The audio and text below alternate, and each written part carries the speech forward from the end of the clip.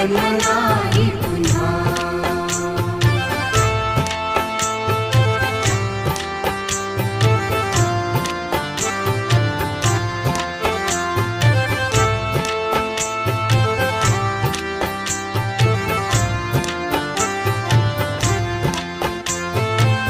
हा जन्म आहे सद्गुरु कृपेचा, हा जन्म आहे सद्गुरु कृपेचा, हा जन्म आहे सद्गुरु कृपेचा। हरि ओम स्वामी समर्थ म्हणा,